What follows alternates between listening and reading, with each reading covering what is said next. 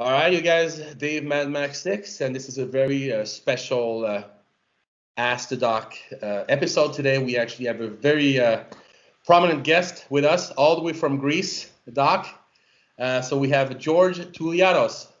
Welcome to the show, Doc. Hello, David. Thank you very much for the invitation. I'm a big fan of Dr. Rob McLean, and we have some friends in common. We share the same passion about age management, longevity, and hormone replacement therapy and bodybuilding. So I'm really happy right now because I have two actual doctors who have practiced bodybuilding, who love bodybuilding. It's their passion, who are now on the medicine side. And I'm very excited about this show because I think it's going to speak to a lot of people to be able to talk about HRT and TRT from a bodybuilding standpoint and medicine standpoint. So Doc, thanks for being here today. And Dr. Ren, I know you're very busy.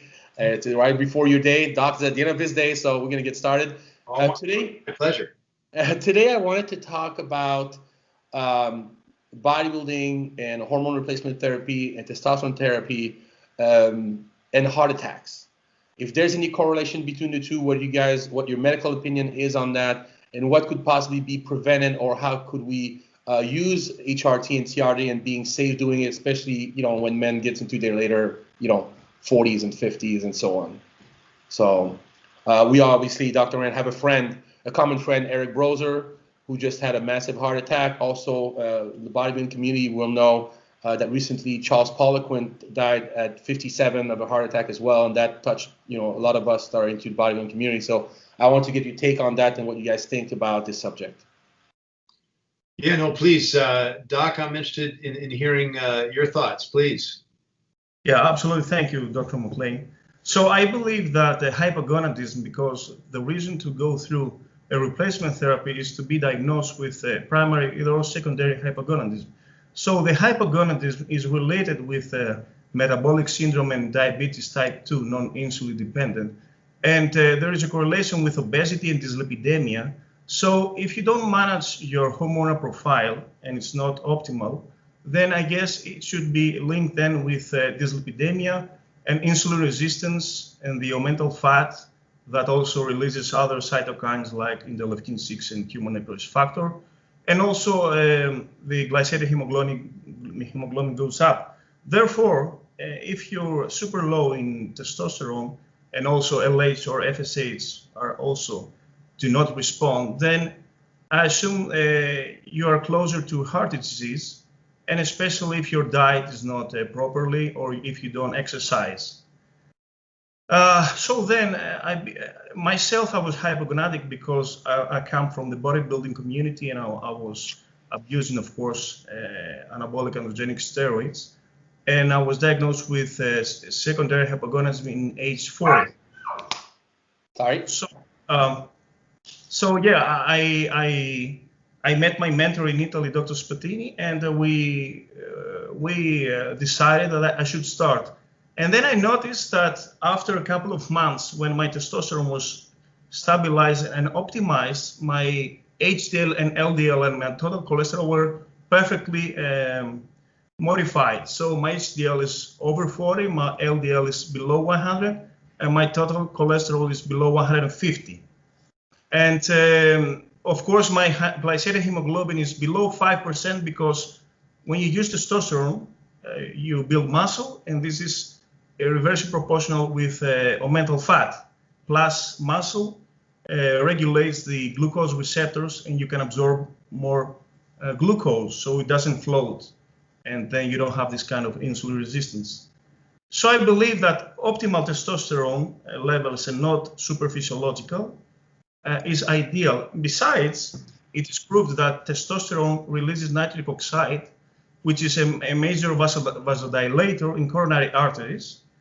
So yes, it can improve the vascular supply, and also testosterone and androgens modify the calcium and the magnesium absorption. And we know that calcium plays a major role in heart contraction. That's it. That is my yes. That's my point. Dr. Rand. Well, that I'm not a cardiologist, obviously, but to add to what Doc is saying, I think it's important to reemphasize what he notes, which is too low can be a problem, hypogonadal, but supraphysiologic can also be a problem. And of course, the addition of anabolic steroids, all of which will change your lipid profile for the worse, can contribute to, at least one major factor in the development of coronary artery disease. The sugars, just to go further from what the doc said, keeping those low are important because we know that high sugar in the blood can lead to inflammation. He mentioned the fat, especially around the omentum, releasing cytokines, inflammation, and we talked about this prior to the show. Inflammation will take those building blocks to which we're referring and make them into a problem. So, it's multifactorial, and I think it's fascinating, Doc. You said you didn't let us know what the lipids were specifically, but when you went on to therapy, you got those numbers that you stated without doing any additional things, but simply reversing hypogonadism? You didn't have to go on metformin or statins or anything like that, and you got such perfect numbers? Well, not in a regular basis, but occasionally I'm using niacin, krill oil, rice yeast, chromium picolinate, alpha lipoic acid, vanadyl sulfate, phytosterols, and some agents, to improve my lipid profile. And of course, my diet is perfect, and I do also regular cardio and resistance training.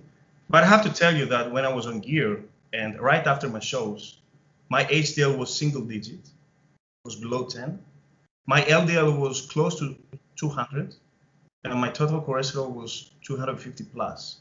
It was messed up, everything. And I had to reverse this at least in 8 weeks. Of course, I was using statins and a Mediterranean diet and all this supplementation, and I had to be patient and wait and do cardio. Of course, I was blessed not to smoke or not to drink, but it's a long process to reverse your dyslipidemia, and especially statins do not affect HDL. They only lower LDL and total cholesterol. So HDL is very stubborn and does not listen very well, and it picks up very slowly. My only concern about replacement therapy and testosterone replacement therapy is the increase of blood viscosity. That in my case, my hemoglobin is always above 17 and sometimes goes up to 19. And I have this kind of, I am, genetically predisposition. So 2 gene mutation. Predisposed, yes. So the blood viscosity forces me to use a baby aspirin on a daily basis and to keep my platelets low and deactivated. I have erythrocytosis, but I do not have polycythemia vera. But it is a fact that androgens stimulate EPO from kidneys that increases hemoglobin.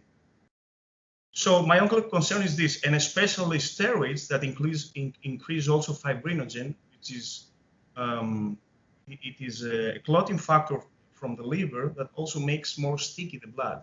That's why steroids induce clotting, And on the other hand, they also increase INR, which is a clotting factor that promotes more bleeding. So if you have a cut, it doesn't stop in 3 minutes, but it stops in 5 minutes. So it's controversial, but it is a fact. So Dr. M, what do you think the best advice would be to our bodybuilding listening community right now? They're going to compete. They're going to take not only testosterone but all kinds of other compounds as well. First of all, is there anything that they can do right now to see if they're prone to heart attacks, and if they are, is there something they can do to make sure it doesn't happen to them, or what would be your best advice? Doc? You want to take that one, Dr. Ryan, or? Sure. No, I mean, what I tell patients all the time, whether they're using anabolics or on replacement therapy, no matter what the assays look at, is, the assays are a gauge of your risks, some of your risks, the risk factors for developing coronary artery disease.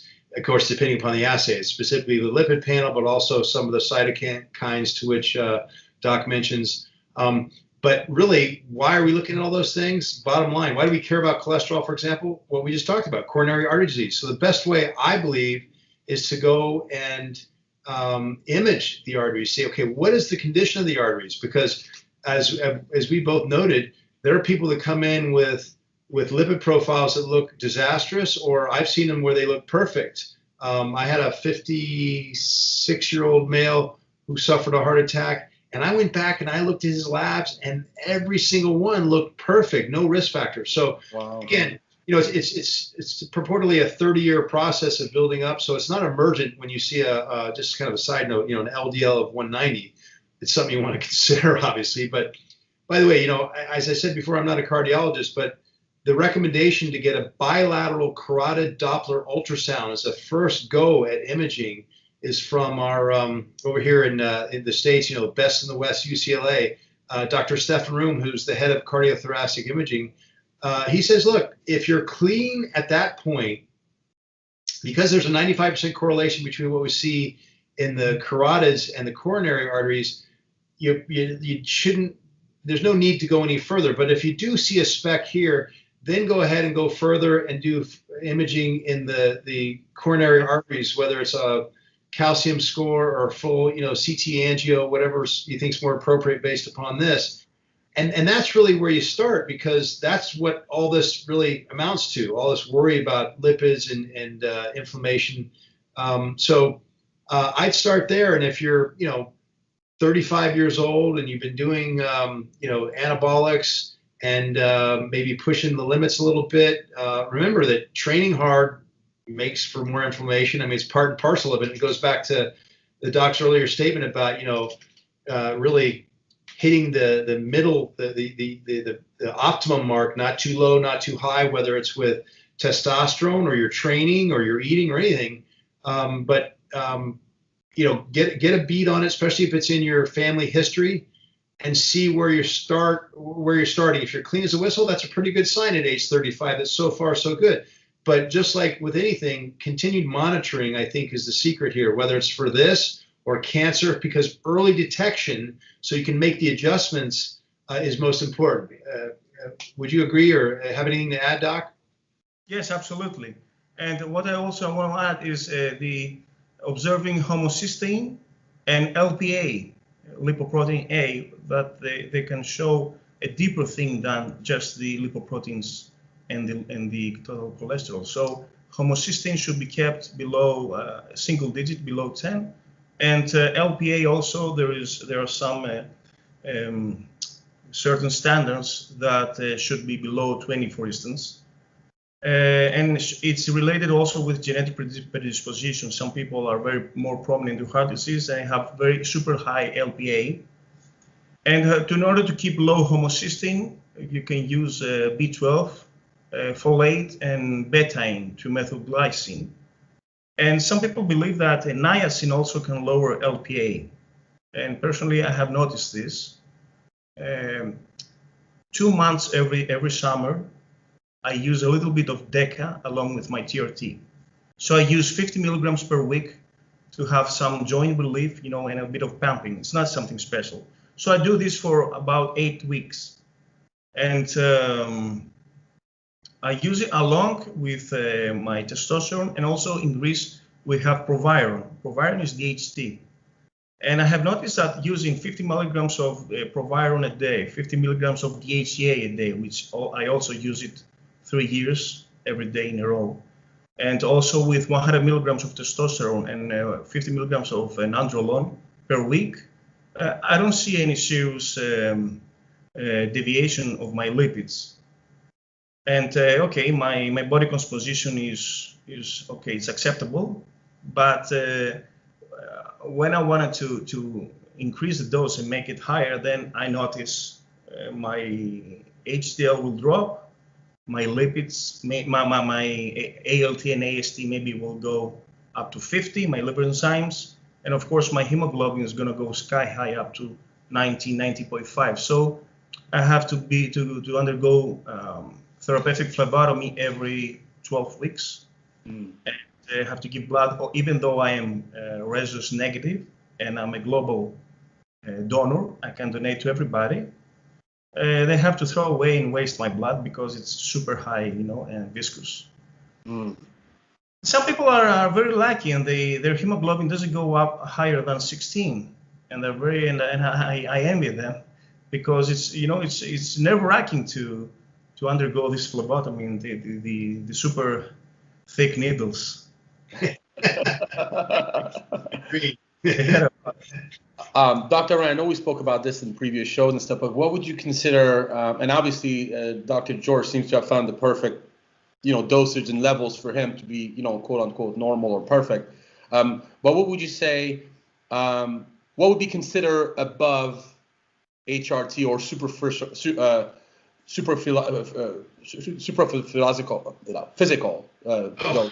The supraphysiological dose is, it's semantics. I mean, you could define it based upon the norm, obviously. So I shouldn't say it's just semantics, but supra optimal, I guess, would be something to consider as a new word. We've established since the 1950s that you're not going to get clinical benefit from replacement therapy unless your total testosterone, and of course, this is how long ago we're using a measure, because we were, now we use free testosterone much more so because we know that's where the rubber meets the pavement. But 800 nanograms per deciliter was sort of the given on average, but I don't think that was part of a nice, neat Gaussian curve. I've seen people come in and, their average is much lower and much higher than 800 in terms of a threshold over which they have to maintain to achieve the clinical benefit. I think, at least in the United States, most of the doctors who are using TRT in their practice are used to prescribing about a cc, 1 ml of testosterone cypionate, 200 milligrams per ml as a starting point, and then going, from there to titrate it depending upon, unfortunately, in some cases, the numbers more so than the patient, but I like to, talk to the patient first and foremost. With those dosages, for the most part, I find if I'm going to do any adjusting, it's going to be upwards. If someone's what I refer to as an expensive date, they metabolize it quickly. And you can't tell, right, Doc, from just looking at somebody, they're a fast metabolizer or a slow metabolizer, even based upon their history. You got guys who I refer to as steroidians their whole life. They're used to using an anabolic every year, most of the year. And yet some of those people can get away with injecting, every 8, 9, even 10 days and keeping a nice steady titer. To try and pin down a level is, like with most of medicine, very difficult, because it's very individualized. But I think, that's a general rule that I use is I start people with a cc a week of testosterone and titrate it either way from there to, once we see what the results are. What about you, Doc? Personally, my protocol is 25 milligrams every other day, so it's 100 milligrams per week. And I'm using this because whenever I use a higher dose and less frequently, then I notice that my SHBG is crashed from the higher dose of androgen. That leads to higher free testosterone aromatization. So I need more aromatase inhibitor in case I use higher dose but less frequently. Also, DHT spikes less if you use smaller and more frequent doses. And DHT also relates with erythrocytosis and hemoglobin production.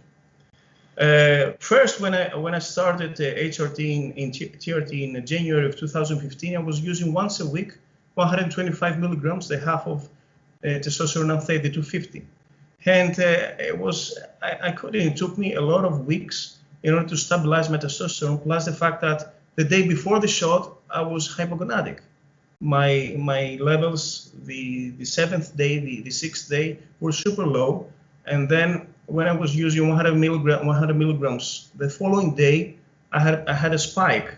So this had fluctuations in my estradiol and my mood, and I had to use more Arimidex. And the more arimidex you use, then the lower HDL can become. Also, if you crash on estrogens, then you have mood swings, and maybe the erection is not very prolonged and good. And also you have joint ache, and maybe not so much glycogen synthesis and pumping. So estradiol is I believe, is the moderator, and it relates also with free testosterone and SHBG. So you have to keep it stabilized. And too low, of course, SHBG will lead to higher free testosterone. The point is that free testosterone is the most important, this 2%, which is free and is not bound to SHBG. But the point is that aromatization and estradiol is the result of free testosterone. So everything has to be under control. And I have realized that even every day or every other day, depending on the ester or propionate or enanthate, if I go over 150 milligrams, then my total testosterone goes over 1,000. And okay, I feel more jacked, but I have erythrocytosis more often, and my nipples hurt a little bit. Therefore, my best is, what works for me is 100 milligrams every other day, 25 multiplied by 4. So Monday, Wednesday, Friday, and then Sunday, and then goes on. Yeah. Yes. Gotcha. All right. Well, I'm gonna.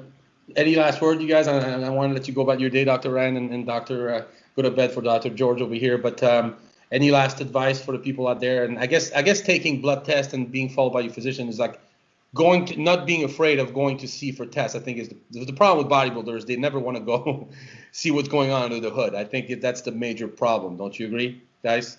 It's definitely a part of it, because in this country anyway, the profession frowns upon anything that goes outside the norm. Medicine here wants to get you from diseased back to eased, and we know that it's not just about getting back to normal anymore. There's another option to get back to optimal, wherever that is on the scale of things. And it's an insurance-based system here.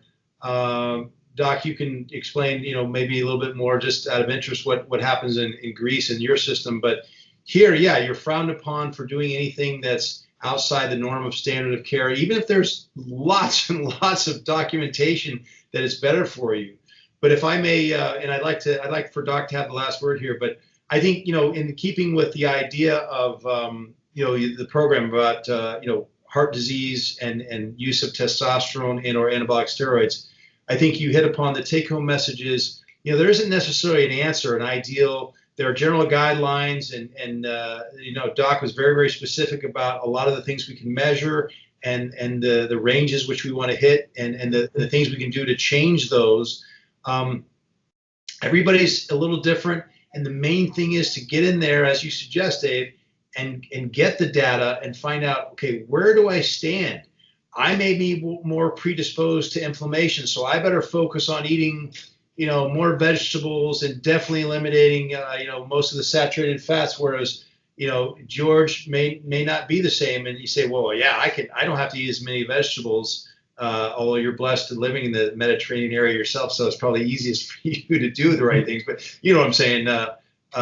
Maybe he can afford to eat more butter than I can. Just use very simple examples. But the key is to get the data, plug into the system, and get the information, and then you can start manipulating it. If you don't have the information, yeah, you can kind of hit or miss it and say, as a general rule, yeah, taking just to make it easy, a B complex, so you make sure you're getting your folic acid, your B12 to lower homocysteine. Sure, it's a good idea, but you may need even more than a standard dose, or maybe you don't need to focus on the vitamin B so much. You need to focus on something else, and you won't know that unless you do the testing. So again, the take-home message is don't guess when you can test. Go to your doctor. If your doctor gives you a hard time or sticks his, he looks down his nose at you, or her, she does it, then find another doctor and be an advocate of your own health. But get in the ball game with the numbers and the testing, and then go from there. Doc?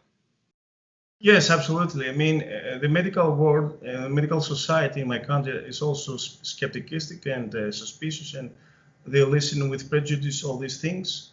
And basically, endocrinologists do not believe in hypogonadism and this decline of hormones. They also believe that after ceasing the steroids, there's no withdrawal symptom and the things will catch up eventually someday, which is also a mistake. I also am a big advocate of blood work before a cycle and after the cycle.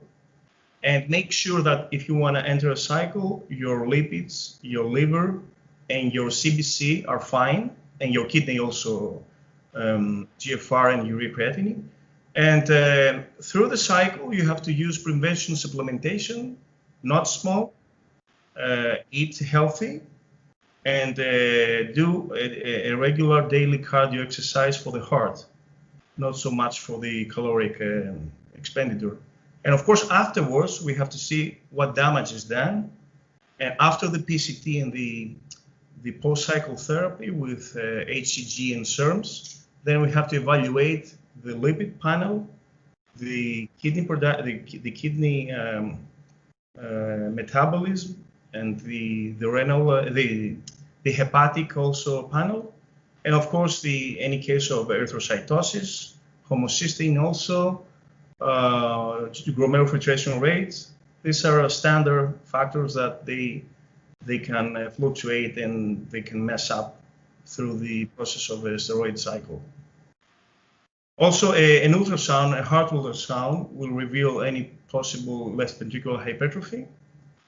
And of course, as Dr. McLean said, the ultrasound of triplex of carotid arteries that are related with calcification of coronary arteries. And eventually, the calcium score will reveal any stenosis and occlusion in the coronary arteries. Personally, I had a stenosis of a calcium score because I was a big abuser of decadurabolin. And I believe nandrolone is responsible for calcium reabsorptions in renal tubules. Therefore, in the long term, this may lead to calcification. However, my brother-in-law, who's a cardiologist, told me that a calcification and calcium score is a better scenario rather than have the atherosclerotic plaque, which is unstable and can eventually occlude and do an embolism. So a calcium score and the calcification is a steady and something that does not get detached, so it cannot make a thrombosis. That's all. I mean, I have nothing more to add, and I completely agree with Dr. Ron McLean. And prevention is the key to longevity. Yeah, I'm glad you guys are both on the same page, and obviously, so that carotid thing should be the first thing to do for someone who's just watching this video for the first time and say, okay, well, obviously I've been doing this for a while, and I just want to make sure if I'm at risk or not. That should be the first thing to do. It's not invasive, Doc. It's pretty easy to test, that carotid thing. It's the same one they use. They actually refer to it as a one when they're checking the fetus in a pregnant woman. Oh, wow. It takes, if someone's slow, the operator is slow, 15 minutes of your time. Wow. It's good feedback. Yeah. That's awesome. So maybe that's what people should start, and, start preventing instead of waiting to, have to go to the emergency room. Or, I mean, obviously, we've been doing this for a while, but I think, more and more the information is available, and I really thank you both for taking the time out of your day to putting the right information out there and possibly preventing more issues or more, heart attacks. And thinking of Eric and some others too, just because it's happened doesn't mean, if you skip the preventive care part and you got to the part where you had an MI and you survived it, et cetera, it's not too late either. We talked about this before the show. We can certainly halt and even reverse coronary artery disease in the case that Doc referred to. Once it's calcified, it's stuck there. It's not going anywhere. But that's not the dangerous stuff, as he alluded to. The dangerous stuff is a soft plaque, and that can be reversed. It can certainly be halted for sure, but can even be reversed. So just because you've had a problem doesn't mean your life is over and you're going to have to, relegate yourself to the injured reserve list and, be a couch potato. You can get back in the game. You just got to do it differently. I'm glad you're saying that. This is directly for you, Eric. I hope you heard him because he's not waiting, to see what's going to happen next. I'm glad you brought that up. Dr. George, thank you so much for coming on the show. Dr. Rand, I really appreciate having you both on this program. And I hope that we get to do this again sometime in the future. Please, Yes. yeah. Hey, Doc, it was a pleasure, to speak with you here and share the ideas. I hope we can do it more often, please. If Dave can arrange Yes. it. I was very honored to speak with Ron McLean. I mean, I was watching his videos some years ago, and even in my wildest dreams, I couldn't believe that one day I was talking online with him and consult. I told you we're a rock star, Doc. Hey, you know what? No, in all seriousness, this is the kind of stuff that has to happen more often. If we can find more docs that have gleaned a lot from practice and have followed these things like Massimo and others. Yes. Let's get on the same page and share the information, because we're not going to get it from the medical school texts. It's not part of mainstream yet, not because it doesn't work or, it's just, it takes a long time to bring it into the fold. And with advances that we have in medicine, technology, of course, this is the way it's going to get out there much more quickly and safely, I would argue, too. Doug, I have mailed you my book. I hope you got it. I have. I don't know if I shared with you, but I was in. I was in surgery. I had another spine and ulnar transposition revision just 2 weeks ago. So I've been kind of conked out, but I do have a copy of it in the office. We received it, I think, last week. Thank you very much. You're welcome. Where can we find your book, Dr. George? It's on Amazon, and it's called The Good, the Bad, and the Ugly. It's sold by Amazon, and it's the improved edition of the PD used in sports, which was released last year. Nice. And also, I was honored to contribute on Anabolics book. Oh, nice. Bill Welling, yes, and I wrote the chapter of intramuscular abscess because I was also a victim of contaminated steroids once upon a time. Wow. Oh, we're going to have you back on the show, that's for sure. That's a big one. That's a big one to talk about. Yes. Doc, your book didn't get in the screen, so that the latest. Yeah, don't move it. A little more. There you go. More. There you go. There you go. Oh, wow, look at that. He looks good, too. Wow. Just But like Doc, friend. You guys both look great. Awesome. Well, thank you so much for being on the show, you guys. And I can't wait to have you back again. And then thank you both very much. Thank you. Talk soon, Doc. Dave. Bye-bye, Dr. Ron McLean. Bye, Doc. Thank you.